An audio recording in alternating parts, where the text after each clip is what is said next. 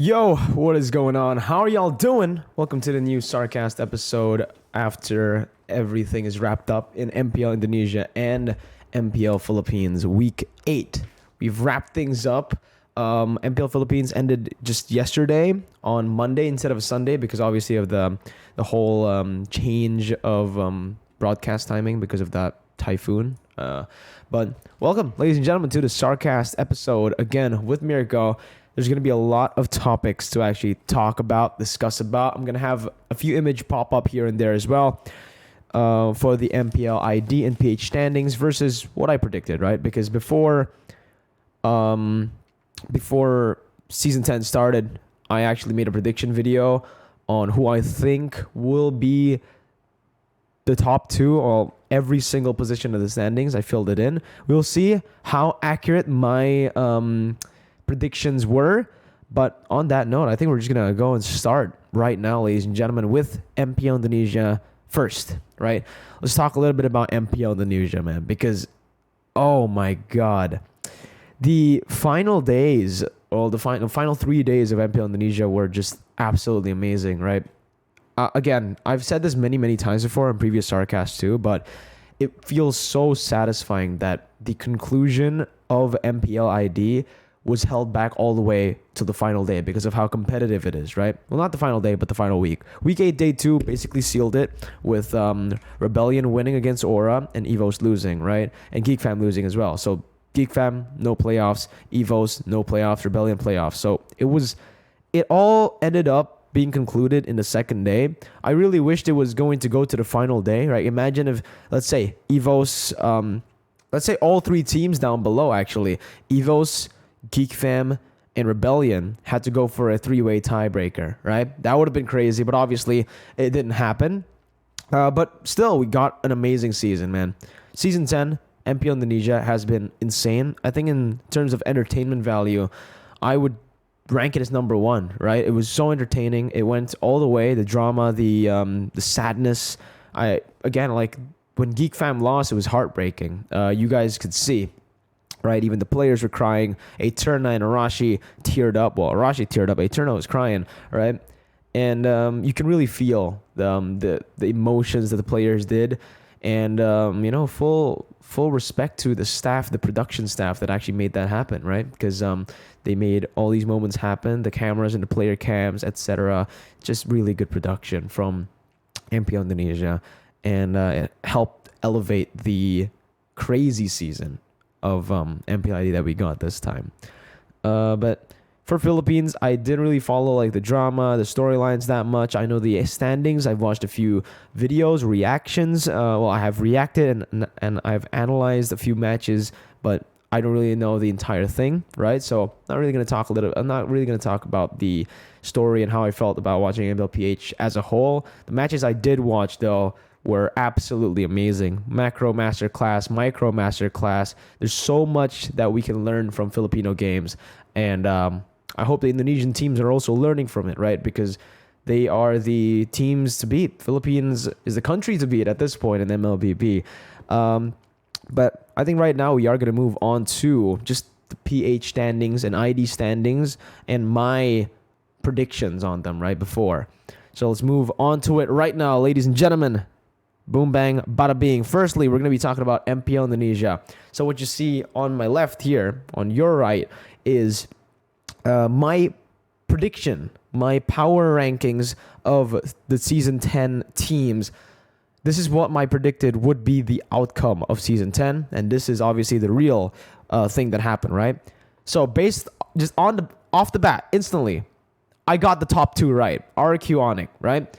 I didn't get the order, but I got the top 2. Both of these teams will go to the upper brackets, so you can kind of say that I was not that far, right?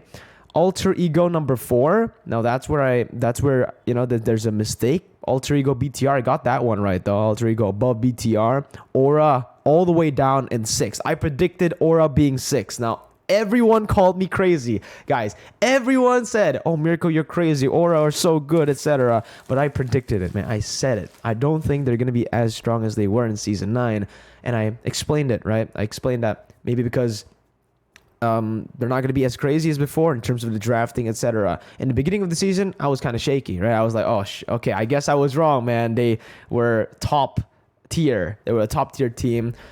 And then in the second leg, they just went downhill. So, I mean, again, right, you can kind of say that I kind of predicted that. The only thing I got wrong here was obviously the order of things. Alter Ego are third, Bigatron are fourth. I got Aura right. That's the only team. Oh, Aura and Geek Fam. I got Aura and Geek Fam right. Okay. But Rebellion Zion making it to the playoffs. Definitely did not expect that, guys. Like, my God, I did not expect Rebellion Zion to actually make it to the playoffs. They stuck with the same team. And funnily enough, that's the reason they were able to, in my opinion, get to the playoffs, right? Because it's the complete opposite of EVOS Legends. I initially, in the beginning of the season, said that I really liked what EVOS were doing. That's why I placed them at third place, as you can see in the power rankings. Because I really liked the fact that, they were prioritizing just the dedication of the players, of the new players. I really liked the roster too, with Lar and everyone stepping in. But again, we've discussed this in the previous SarCAST. They kept on changing the roster, and I feel like that impacted the team as a whole for the synergy and communication, right? And Rebellion Zion, on the other hand, is prime example of what you can get if you stick with the roster and you just keep building and developing it. Yes, in the end, they did change Val for Region Narco. That's one change, but the team they just needed that one missing part of the puzzle, right? And it was Region Narco. They got it, and once they started winning with Region Narco, they didn't swap. Up until the very end, but that was the final match. It didn't really even matter against Geek Fam, right? They made it to the playoffs already. But in terms of the prediction, guys, I guess you can kind of say I wasn't that far, right? In terms of who made it to the playoffs, I got one wrong. Rebellion, EVOS Legends are the ones who didn't make it to the playoffs in reality. But what do you think? Do you think it's pretty accurate? Do you think it's pretty impressive that I got it this close? I don't know. Leave your comments down below, all right? Now, though, I think it's time to just move on over to the Philippines. For the Philippines, I'm gonna be honest with you. I didn't really follow the Philippines, like the other teams, that much. I know Omega, RSG, Echo, Blacklist. Those are the four teams that I really followed, right? Like the other teams, I just went with my feeling, and obviously I got some wrong, I got some correct. Well, number one, I got it correct, guys. Number 1 and number 5, all right? I got it correct. Technic, guys, all right? Top 3, I got it correct. Blacklist, RSG, Echo. But in the reality here, so this is my prediction, and this is reality, right? In reality, it's Blacklist, Echo, RSG. I predicted Blacklist, RSG, Echo. So I wasn't that far off, all right? I got the top 3, and I got number 5 correct. I have more. I got more. No, I didn't get more accurate, but yeah, all right. I did say that Bren will. I said it. I think that they are going to make it to the playoffs. I think that Coach Ducky has something special to bring. And guess what? They did, right? They made it to the playoffs. They didn't barely make it to the playoffs like I predicted. I thought they would barely just make it to the playoffs. But guess what? I got NXPE correct. I said I got so much, well, not so much hate, but a lot of people were like, oh my God, I can't believe Mirko put NXP in 7th. I just had a feeling, right? I had a feeling that they weren't really going to perform. And I had a feeling that the hype wasn't accurate to their performance and to their team in general. But yeah, what I didn't expect, what changed in the standings that I got that really surprised me was Onyx Philippines, full amateur team, half season champion. I cannot believe that this team, if they keep progressing and if they keep playing at this level, honestly, they are going to be very scary. Imagine your first season of MPL season, your first MPL season, and you were able to get number 1 in the regular season, in the half point of the regular season. That was very impressive. But I also said in my prediction, right? A lot of people disagreed with me, guys. You guys, if you don't believe me, I was live streaming the power standings or the power rankings that I had for the predictions. A lot of people were like, what the heck, Mirko? Why the heck are you putting Echo so high? They're just hype. They're a hype team. They're bad, etc. In the chat. You guys can go and look it up. Look it up right now, all right? Go on my channel and search power rankings season 10. Man, in the live chat, when I put Echo as number 3, everyone was like, "Oh, we Mirko. Oh, Echo were bad or overhyped. Lamau, Mirko." I told you, and I got it right. They are top 3. Okay, they're a top 3 team. I said that Carl TZ would pop off because of the assassin meta as well, and guess what? Carl TZ popped off. All right, Mirko here. All right. Okay, TNC. We don't talk about TNC. Omega as well. Everyone in the comments, everyone were like, "Oh, Mirko, you're so biased towards Blacklist. Oh my God, you're biased towards every single team. Why do you hate Omega so much?" No, I don't hate Omega. I gave everyone a proper response too. I gave them a proper reason as to why I put them as number 5. I said it many times. Omega aren't a regular season team. They're not a regular season team. Okay, I'm just gonna be honest with you. They are a playoff team. They, I don't know how, I don't know why, but they pop off when things start to matter. When their tournament lives are on the line, that's when they pop off. All right. And the thing is, I know this because I experienced it so many times already. I wrote them off back in MSC 2021. I wrote them off when they were still execration, right? Oh, not still execration. Before Omega bought out the team, before MPL PH went franchise, right? So back then I was like, oh man, execration wasn't really impressive in the regular season. I don't think they're going to perform well in MSC. Boom. Oh, Omega weren't really impressive in season 9. I don't think they're going to perform. Boom. Instantly, right? Every single time. Don't read it from the regular season. And that's why I put them as number 5, because I thought, yeah, in the regular season, I think they're going to experiment a lot. It's just Omega doing Omega things, and that's exactly what they did, right?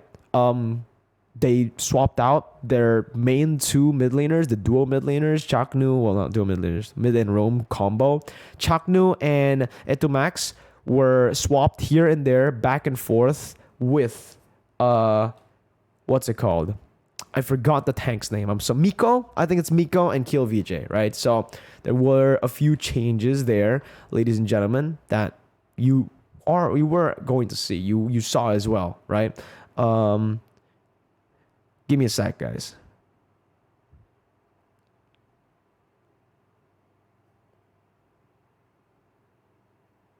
All right. So my bad. Someone just called me. Very sorry. Just unfortunate, but there you go.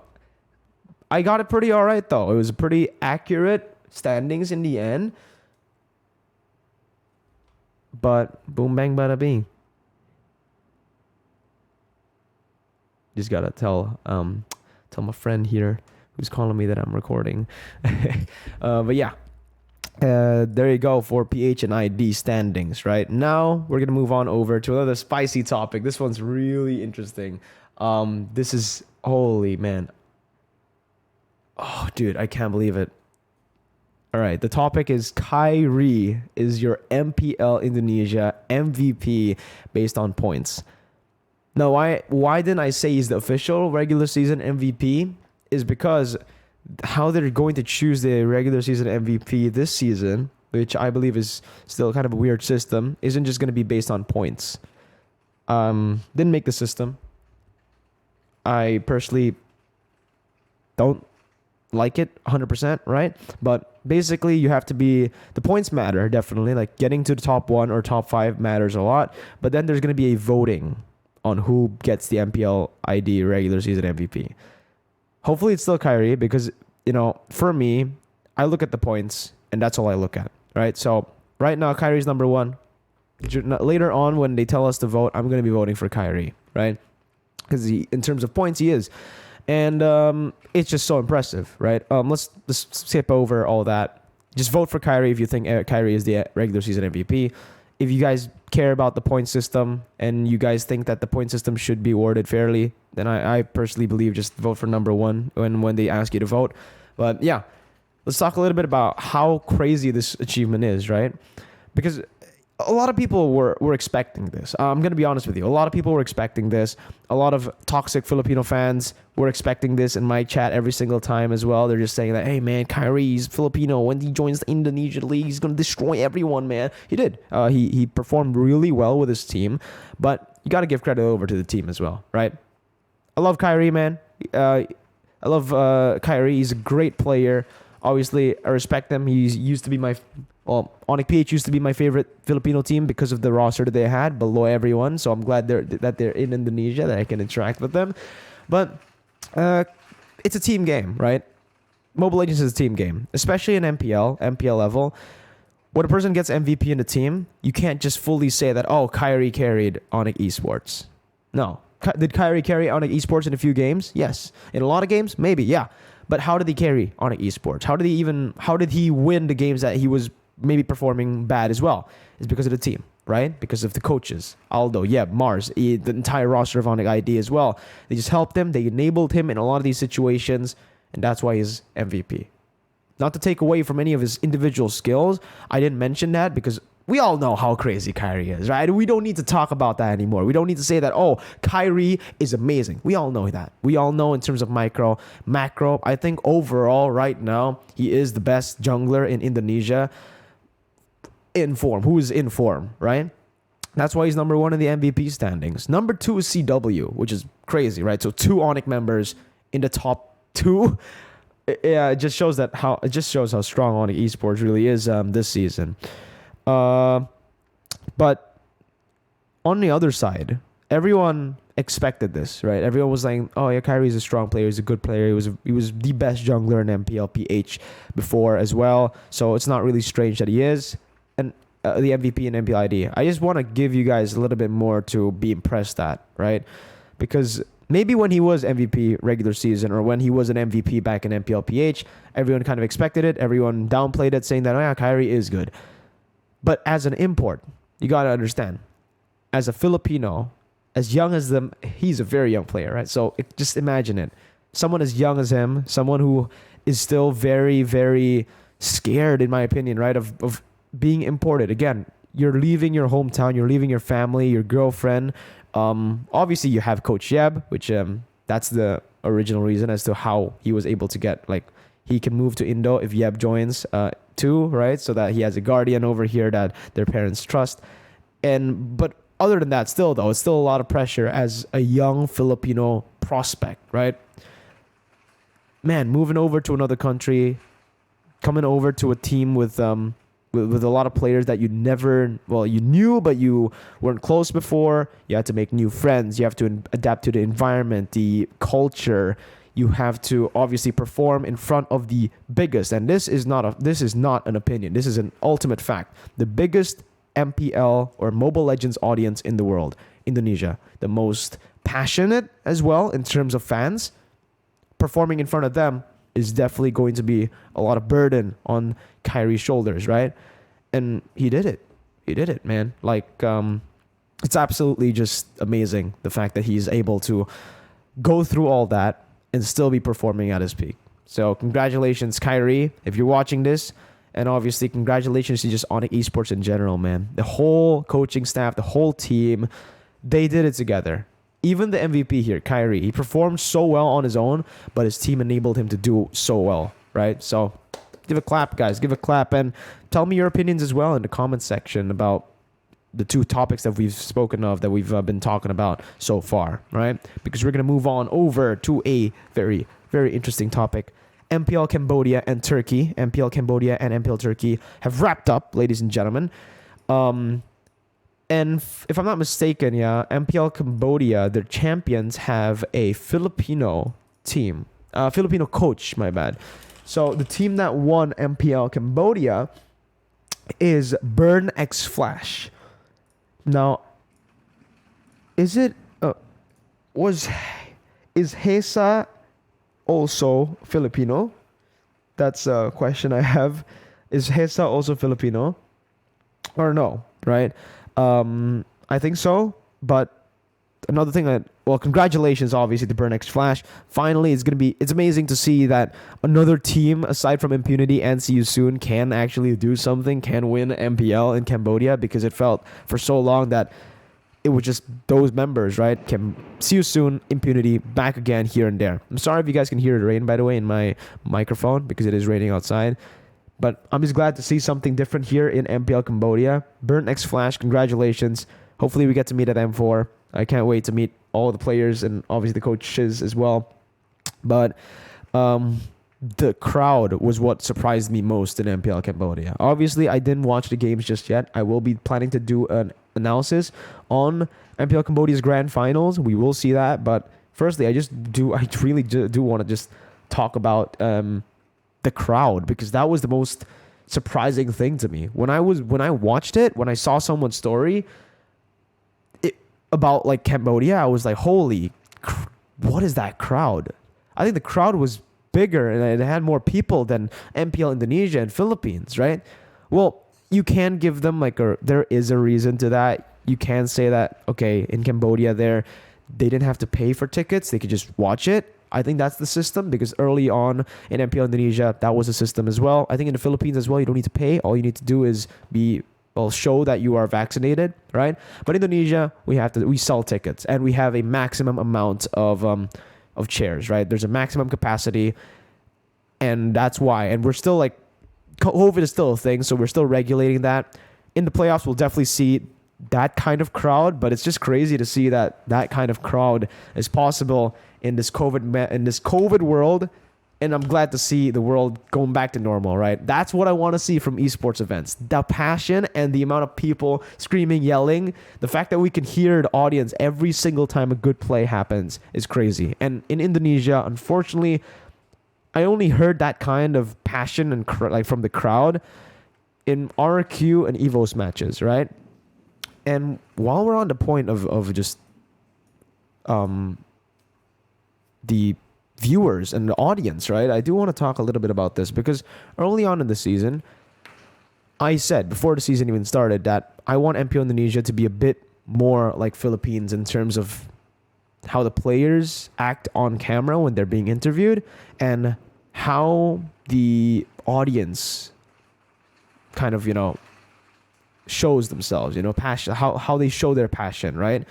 And I think I got exactly that. I wished for MPL Indonesia interviews to be better in terms of entertainment value, in terms of the players just showing their personalities, and we got that, man, finally, right? Udil seems to be back in his form, coming in, talking, posing, etc. There's a lot of taunting happening. Obviously, Repo, my boy, BTR, I was so proud when he finally started taunting again. I was so happy, right? Finally, man. God, I've been waiting for this since he stopped in season 9.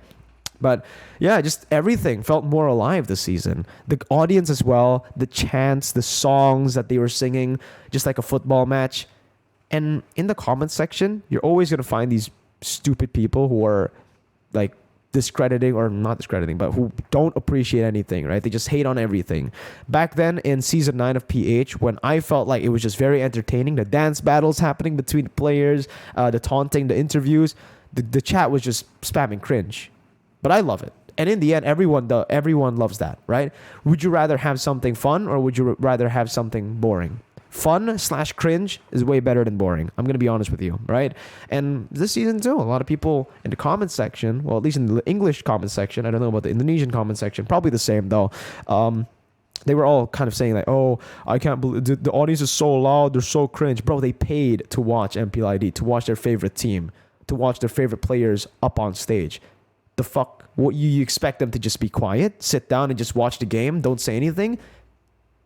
I got really triggered when I saw those comments. I'm like, oh, the audience are singing, lol, so cringe. It's like, you're cringe, buddy. You're cringe, all right? You don't do anything. Shut up. I'm sorry, man. It was just kind of annoying for me to see. These guys are showing their passion, showing their support for the teams. Let them do their thing, man. If you don't like it, then shut up. Don't watch. Just turn the volume down, man. These people actually paid to watch in the arena and came all the way. Some of them even came from out of town, out of the country, and it's just, yeah. Props to you guys for actually coming down to MPL Arena. But next, we do have a pretty interesting topic, ladies and gentlemen, and this is going to be one of the final topics.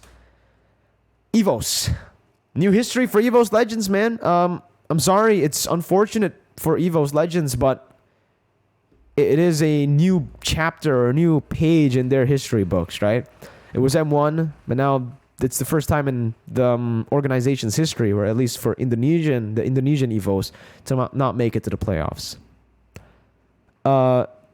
It's still insane. It's still very weird to think about, because every time you think of EVOS Legends, when you think of Indonesia, you always think that they are always a contender, right? Even when they are quote unquote weak, like in season 9, a lot of people said that, oh, the EVOS Legends are weak. They're still a contender. You still expect them to be a contender, right? Sure, it might not be as good as the top 3 teams in season 9, but you always expect them to do well, right? Like, they at least get to the playoffs. So, still crazy to me that EVOS Legends went all the way down to not making it to the playoffs. It's still crazy. And, yeah, it's unfortunate. I think, again, we've mentioned this in the previous SarCAST about why I think that the problems have been rising for them. It's mostly because of the transfers and the weird moves of the roster every single time they play, right? You can't expect the team to actually communicate properly when when they can't, when they have to change and adapt to new members every single... It would be hard to adapt every single day, every single week, but the fact that the teams had to adapt every single game, I'm sorry to say, man, but even in the final match against RRQ, I understand they felt like maybe they have nothing to lose, right? If they lose this, it's fine. Let's just try. But I think that was the moment where trust would have, or I don't know, it's just my opinion. I think trust would have helped them a bit more. The fact that they swapped Krite in for Taz in the final game was, yeah, I mean, you guys heard my reaction to it. I was pretty bamboozled by like the decision to do that, right? Considering that for me, Taz actually played really well in game 1. It was just they didn't want to go for those team fights when they had to. They were very gun-shy, and I even mentioned this in the broadcast as well. For EVOS, though, I really hope that they can rebuild from this. A lot of people say are saying in the comment section and stuff, Zayce out. But for me, honestly, no. Stick with this roster. Stick with one main roster. And honestly, give Zayce another chance to actually control the roster, right? Because from what I know, since season 4, it has always been Zayce up until season 9. And in season 10, they made a change that now it's not just Zayce's decision. Now it's the entire management's decision together to swap players in here and there. So I think that kind of destroyed the team synergy in general, even for Zayce. I don't know the exact story of what happened inside, but I don't know if it may be a coincidence, but the season where Zayce had the least control of his players in season 10 here is the worst season that EVOS Legends have performed, right? So maybe give Zayce another chance to fully control what he's doing as a coach, because you kind of need that, right? The coach probably knows better than the other like managing staff. I don't know. Hopefully they can figure that stuff out. But now we move on to the final topic of the SarCAST. This is a sad one. Unfortunately, there was a very, very tragic incident that happened in Indonesia, ladies and gentlemen. It was a football match in our Indonesian league where 129 people in attendance passed away. Yeah, and I think the number is still growing as we speak. A lot of people are still injured, hospitalized. It was just a very bad. Yeah, I mean, it was a tragedy that was just really bad for Indonesia, right? As an Indonesian, I feel somewhat ashamed of obviously how the whole thing was handled, with the tear gas spraying them down, and also ashamed of like how, I don't know, passionate. I don't know if we want to call it passion, right? Because it is passion to a certain extent. Like the fans were passionate. That's why they got so angry.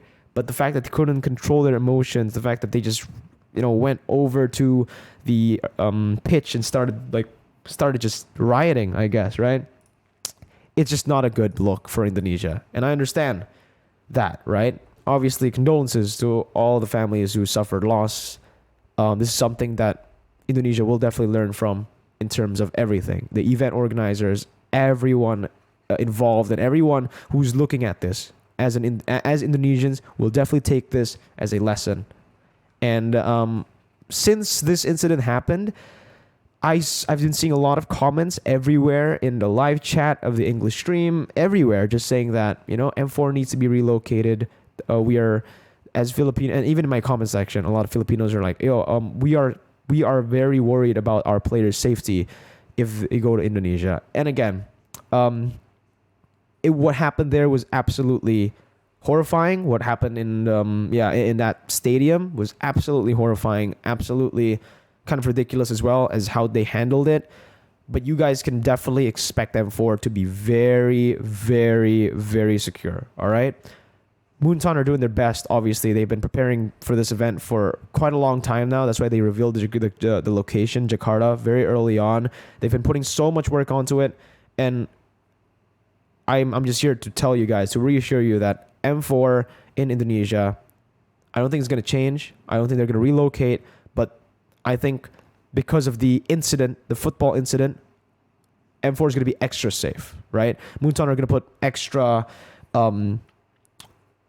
effort to make it very secure, make it very safe for the players, and especially for everybody who wants to plan, who are planning to actually watch M4 in Indonesia, flying all the way from different countries, right?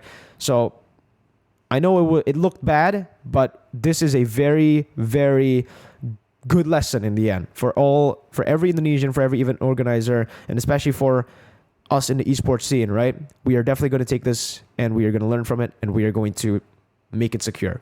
So don't worry, and hopefully you guys enjoy. Hopefully you guys still are going to, fly over to Indonesia to watch M4, because it's a great place, right? It's an amazing place. It's a beautiful place, and it's a very friendly place. It's not what don't let that one incident, don't judge Indonesia based off that one incident. It's a very shameful incident. It's a very tragic incident for all of us Indonesians, and we'll definitely learn from that. Yeah. But on that note, it's a very sad way to end the SarCAST episode. But yeah, I am going to be ending the SarCAST episode right here. I do want to give you guys a little bit of a teaser, because next week we are going to have a special guest for the SarCAST episode. And it's going to be a very special edition, because we're going to be talking about the teams outside of Asia. Right? So NACT, Latam, Brazil, we're going to be talking about that. Special edition for SarCAST. Don't miss it, ladies and gentlemen, next week. But while we're still waiting, for the ending, go ahead and like the video, subscribe, leave a comment as to what you think about this whole situation and every single topic we have today. Go ahead, and I'll see you guys next time, man. Peace out. Thanks for watching.